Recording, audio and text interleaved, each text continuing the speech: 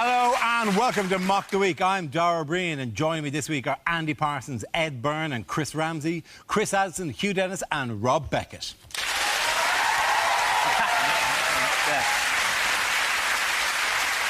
We start with a round call. If this is the answer, what is the question on the board of 6 categories? Rob, which category would you like? Politics. OK, the category is politics and the answer is 9%. What's the question?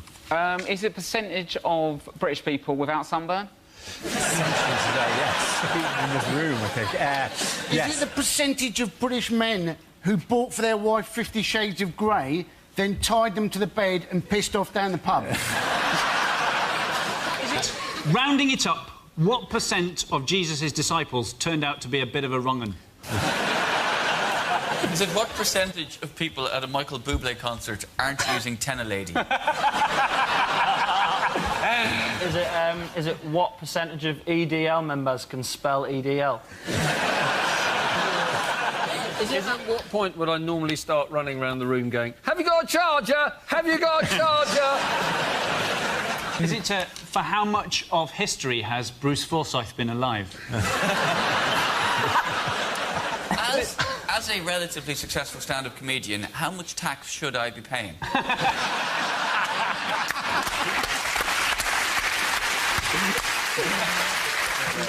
Is it the percentage of Talisa's phone book she didn't have to delete in custody? What are Edward Snowden's chances of making 40?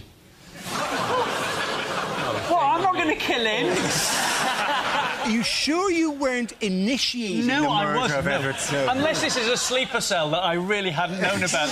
You've been operating since 2000. You definitely offered me £100 backstage to kill Edward Snowden. It definitely happened. To be honest, you're a Geordie. You'll do anything for £100. What proportion of the UK electorate think UKIP is in fact a sleeping tablet? OK. OK. I know I say these words a lot. The real answer is... Is it what gradient of hill makes Chris Froome go, "That's a piece of piss"? How many Glastonbury Festival goers are still chilling out in front of the pyramid stage? Is it how much of the show will be over by the time you get the correct answers to this? What percentage of this panel will still be alive when Dave show the final repeat of this episode? Amen, brother. I would like to... OK. Sorry, genuinely, the correct answer if you can, please. Genuinely, yes. What percentage of people actually can't believe it's not butter? Yeah. Is it genuinely...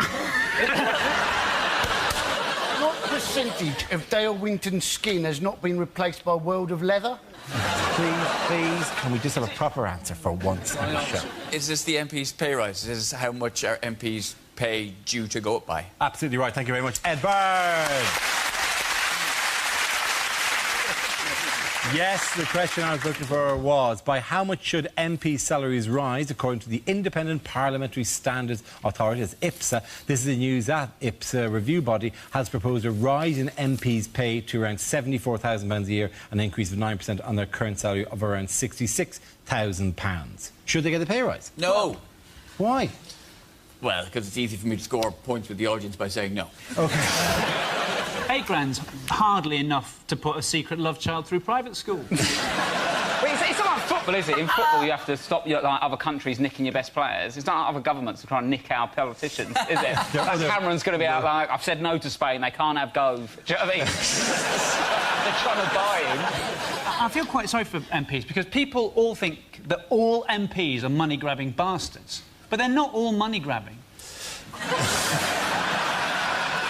Ed Miliband has said that he's going to stop any Labour MPs having a second job by the next election. But, of course, by then, a lot of them won't have a first job, will they? They get £15 a day food allowance for lunch. Yes, they do. And that's like free Subway sandwiches. That's free footlongs. That's 36-inch of sandwich. That is too much for anyone. You can wear it as a belt. George Osborne looks like he could take 36 inches. I don't think the voucher is exclusively for Subway. That's what I've been told. Yeah. So it's just like, this is only redeemable at the Parliament Subway. And the queue is really long. There's this one Subway guy making It's the travel stuff, right? They're being restricted on taxis. They're not going to be allowed to use taxis anymore. Not going to be allowed to use taxis. Where are Tory MPs going to get their ideas if they're not allowed to take taxis? David Cameron is so basically like a taxi driver. I'm surprised he doesn't stand with his back to the dispatch box going, I'll tell you the country's problem. It's immigration. That's the problem with this country. They never have proper second jobs, do they? It's always like a posh sort of business role. It's never just like... Because I used to work in a market and in a pub. Do you know what I mean? Like, my dad used to be a carpet fitter and on the dole. Do you know what I mean? They've always got posh... posh jobs. What health U-turn has the government made this week? It's on cigarette packaging. They were planning to say that cigarettes were going to have to come in plain white packets. In Canada, and they have the photographs on the packet as well, but they also have in the French provinces, in Quebec, they've got it in both English and in French, the health warnings. And I bought a packet of cigarettes, and on one side it said cigarettes cause cancer, and on the other side it said le cigarette cause le cancer. Was that really entirely necessary? If it wasn't for that le, and then like the French people, there is no le, they could not be talking to us. I will smoke with impunity. If you want to put people off smoking, just make one cigarette in every packet explosive. How about that? Or genetically modify cigarettes so that as you smoke them, they go, help, I'm shrinking, I'm shrinking! It's like the government's Drink Aware campaign, though, isn't it? Who doesn't actually drink aware? Who has 4 pints of Stella, starts dribbling, punching themselves in the face, going, this has come as a complete shock to me? On health matters, what is Michael Gove being encouraged to do? Fuck off. That's not going out. Chris, he only asked a question, it's his job. OK. On health matters, what has Michael Gove been encouraged to do? Piss off.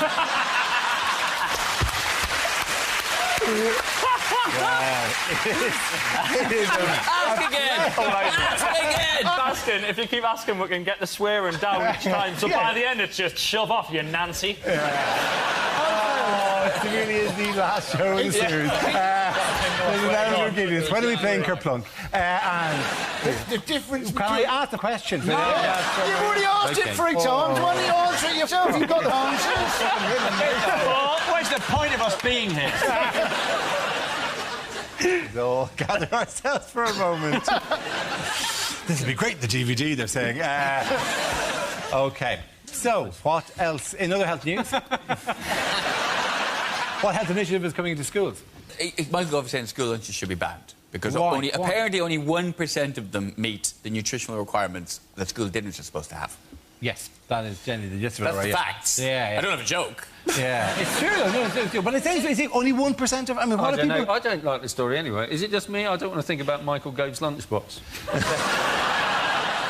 I just don't want to think about it. Well, I'm sorry. I presume people put it. And what are people putting into it? Like they're only 1%. Well, not the kind of stuff you see, this seems to me a very unfair story because they're saying that packed lunches are very unhealthy compared with school lunches. But they're not. I mean, when I only ever had packed lunches. I had brown bread sandwiches. I had 2 cubes of jelly. What? Yeah. Jelly that wasn't jelly made? that wasn't made, because my mum didn't like giving us chocolate or sweets or something. She used to cut up jelly. She used to cut up a jelly, you know, the cube that you make it from, and give me 2 bits of it. And it was really, really nice. But for the rest of the day after I'd had it, I was always slightly worried that it might turn into jelly. Just a huge-shaped... If you drank a glass of water, it would go... Just split apart and there'd be a huge-shaped jelly there. That's the biggest jelly baby in the world. I also did point out to you that you also said you had brown bread sandwiches. Do you mean like 2 slices of brown bread with a slice of brown bread? You have to... I mean, how can packed lunches have only 1% of the nutritional requirement of a school dinner? What are people putting in these packed lunches? Is it like a large sandwich and a sugar cube? You're thinking some of the kids must be so stupid they're actually eating the plastic box. thought parents have more control. No, but they do. The problem is parents do have control. Every time they try and solve this problem, the parents get in the way. When Jamie Oliver tried it, right, tried to get rid of turkey twizzlers and put healthy food in schools, so mums at the school gate passing packets of chips through to their children. If you want to solve this problem, it's not a policy thing. Just make the railings thinner so they can't shove the massive hand. Sandra, you're going to have to put your face right up and eat a feed into your individual. You know which kids it was? They're going after lunch with shiny lips and 2 rust lines down the face. You're making an excellent point, but you said turkey twizzlers. I genuinely thought you said when they tried to get rid of Turkish prisoners. Why are Turkish prisoners feeding children in school? Because they are getting their For the whole thing, I was going, well, one of them is called Sandra. And that really is the clue as to the likelihood that I didn't actually say that. I suppose. You put it that way, it makes more sense. They're suggesting that teachers should eat with the kids. But the thing is that, you know, a lot of teachers do currently eat with the kids, although it's usually in the form of a romantic meal, isn't it? Merry Christmas! Merry Christmas, DVD owners. OK, at the end of that round, the points go to Chris, Ed and Andy.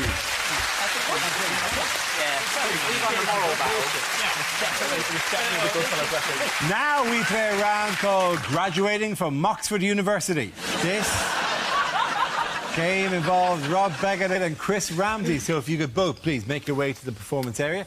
This round is our stand-up challenge. I launch a wheel of news, and whoever chooses to stop, one of our performers must step forward and talk about that subject. The winner is whoever I think is the funniest. OK, here we go. Let's spin the wheel. And the first topic is travel. Who wants to come into that? Chris? I don't know what's happening. It's all different on the telly. I take public transport quite a lot doing this job. I'm not a fan. I don't really like being in public, walking around. It's nothing. I don't get normal things in public when I'm walking along. I don't get normal interactions. I don't get, excuse me, sir, what time is it? Excuse me, where's the train station? I get, like, do you like leaves?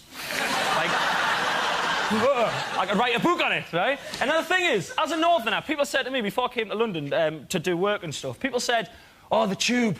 Oh, the tube's awful. No one talks. No one talks. Good. That's brilliant. I don't want nutters on public transport telling us what they've had for their breakfast, right? I want to be left alone. You know, the tube, if you've never been on the tube, come to London just to go on the tube. It's an incredible experience. No one, literally, silence. It's amazing. Someone could just burst into flames on the tube, and all you'd get is one man looking up from a Kindle going, prick.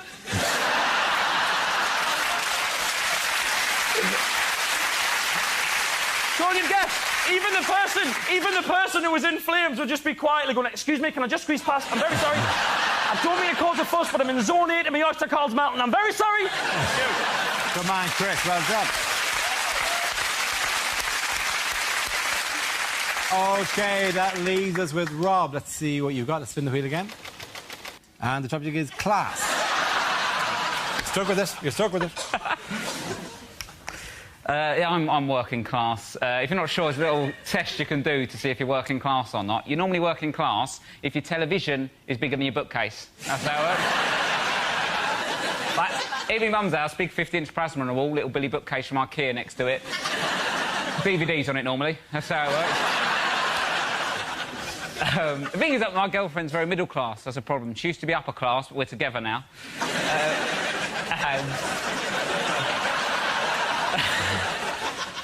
Her sister has got a boyfriend, right, called Rupert. Rupert. That's in the name. I'm not having a go. It's a decent name. I just never thought I'd meet one. Do you know what I mean? I was in the pub with him. Rupert, do you want another Malbec? What's happened to me? And the thing is, though, like, when they go around their house, right, they like in my house, growing up, Saturday night, you'd have dinner on your lap watching You've Been Framed, right? Bit of a chavvy way, chavvy dinner. That's what we used to do. You go around their house, you sit in the conservatory, you have wine, talk about politics, right? And I started thinking, oh, this is how you should do it, innit? This is how you should do dinner. Then after about 10 minutes, I realised I haven't got an opinion and I'd quite like to see a dog fall in a puddle. Well done. Well done to both of you. Points for both of you. Come on back. Well done. Lovely stuff. Come on. Well done, Chris and Rob there. Now, we play a game called Picture of the Week. I show the panel a topical image and ask them to tell me what's happening. So, teams. What's going on here?